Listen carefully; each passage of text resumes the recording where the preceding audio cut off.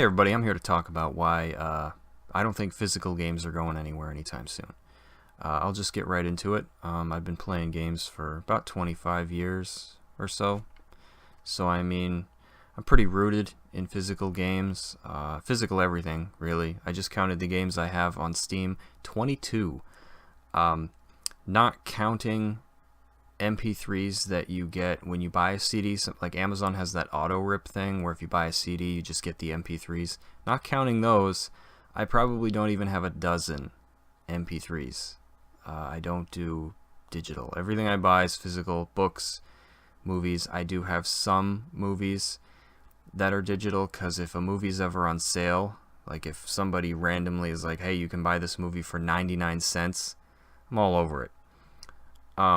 But anyways, all those things I just mentioned, books, MP3s, movies, those things still exist. You can still very much buy all that stuff physical if you want. None of the digital counterparts killed off the physical ones. And in fact, you can still find music in 2017 on vinyl records.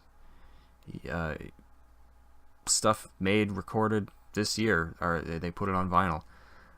So, and I understand we're talking about two different things, music and games. And I get that games are a different beast. Music, for the most part, hasn't changed. Like video games have. Video games have gotten bigger. They've gotten more complex. So I understand that's why games are kind of in this weird place right now where it's almost like they're trying to leave behind their physical being and transitioning into a more digital one. Never mind the fact that games get patches and DLC that half the time just makes the disc that you have obsolete without the extra added features that exist only online, unless there is like a definitive game of the year or something that comes out at the very end of a game's lifespan that never gets updated anymore. A lot of times your disc is just kind of outdated.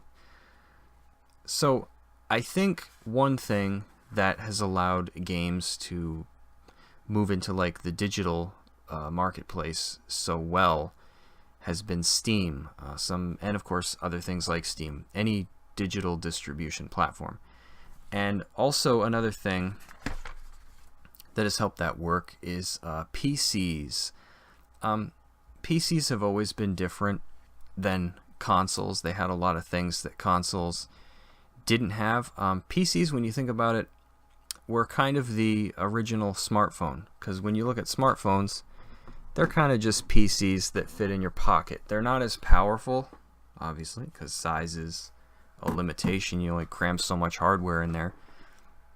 But when you think about it, a lot of the stuff that you can do on your smartphone nowadays, complements the stuff you can do on your PC, and vice versa. Like you work on your PC, it can update stuff on your smartphone. You work on your smartphone, it updates files on your PC. They kind of work in tandem. But once upon a time, we didn't have smartphones. We just had PCs. And PCs were that ever-growing, like all-in-one kind of atmosphere. You had your applications, and then games just kind of got absorbed into that. And I was actually reminded of why it works so well today. I was cleaning, and I found something that I forgot that I owned. I have a copy here of Tomb Raider Anniversary. I can't even line it up with the camera. So I was like, you know what? I'll install it and see if I can get it to play without the disc, because I have a laptop, so I don't have an optical drive in my laptop. I have to hook up an external one, and so I did, and I installed the game and everything, and I tried adding it to Steam, but I needed the disc to play it. So I'm like, okay, now I'm kind of reminded of why this has worked so well on PCs, because like I don't want to put the disc in. You know what I mean? I'd get the drive out, hook it up, put the disc in, but no. I figure this is just one game, I'll let it go, I'll buy it digitally on PC sooner or later. It's the price tag, $4 or $5 is worth not having to deal with that. I have another example here of a game that bought on PC back in the day. Imagine I'm not the only one that owns this. Still an amazing game to this day. But this is actually a copy that you can install if you want. This doesn't just have Steam on the disc, because there is 5 discs. There's 5 of these freaking things. So this was another problem that I feel like PC had. If you wanted to get a game, it came on a ton of discs.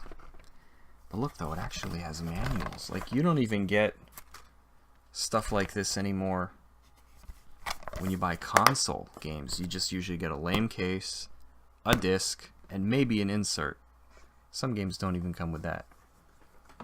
I feel like people buy consoles for a different experience. Like nowadays, if you get a gaming rig, you got a beast of a computer, you know that most of your games are probably going to come in the form of downloads, and you're okay with that. You probably have a monster hard drive or 2 or 3 to accommodate for that. But I feel like people buy consoles, not everybody, but people get consoles because they know that, like, they want to own their games. Like, I want to physically hold my games. Some of them I don't, but that's because they only exist in digital form. But for the most part, I compare it to comic books. I tell people, growing up, I didn't have comic books, but I had video games. I tell people, they were my comic books. They were my toy soldiers. They were, I don't know, insert like any toy that a particular generation had. I had video games. So I want to believe that consoles will always have that physical format, even if it becomes like a niche thing. Console, somebody's going to do it. There'll be that Apple of a company, like Apple gets rid of the headphone jack. Somebody will be like, oh, look, we got rid of our optical drive. You got to download all our games now. And that would stink, I think. But I don't think that there would ever be a point where nobody would be making physical games, because some company would go, hey, wait a minute. We could make physical games and nobody's competing against us. Maybe we're not going to be making tidal waves of cash, but I mean, we'll still be able to sit pretty comfortably. Now that we're seeing this push that games are making to go digital, I feel like it's renewed this sense and want for retro games. And maybe it's just the time, maybe it's where games are headed. I don't know.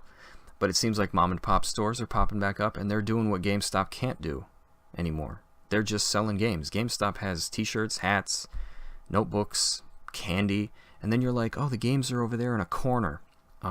So I think we'll see, kind of like we saw how retro like kind of fell out of the spotlight for a while, and now it's coming back. We might see something like that with physical games. They'll kind of shrink and shrink and shrink and shrink, and maybe places like Target and Walmart won't carry physical games anymore, but some place will.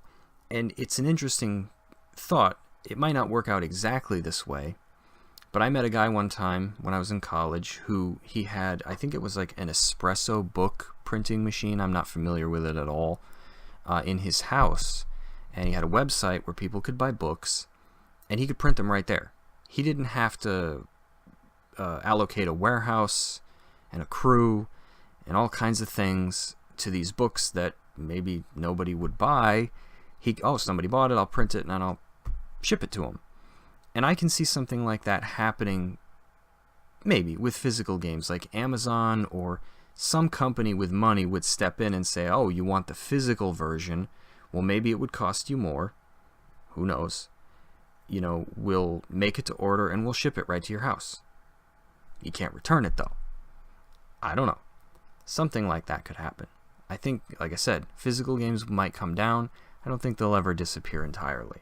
There might be companies in the future, developers, publishers, that maybe a big game will come out soon. Maybe it'll be a Destiny. Maybe it'll be a Battlefield. Maybe it'll be a Call of Duty that they're like, hey guys, we're skipping the physical version this time. But like I said, I don't think they'll disappear in my lifetime. I just don't. I just have a feeling. You look at all these formats that everybody has tried to predict that would die off, like the internet was supposed to kill the radio. I still listen to FM radio every day when I go to work. So one closing thought, how are consoles supposed to move into an online-only space when any company that tries to make a console that's always on. Microsoft tried it. Everybody kind of loses their minds over, oh, I don't want something that's always connected to the internet. But yet, how are we going to support a console that you have to have an internet connection just to put games on it? I don't think people buy consoles because they're looking for that kind of an experience. That's why people go PC, because PC users don't seem to care. I don't hear anybody on PC complaining that they can't buy a whole lot of physical games. So yeah, those are my thoughts. If I missed anything, if I sound like a loon, let me know. Leave a comment. Do you like physical games? Do you like digital games? Let me know. And I'm no good at ending videos, so I'll just leave it at this. I'll see you next time.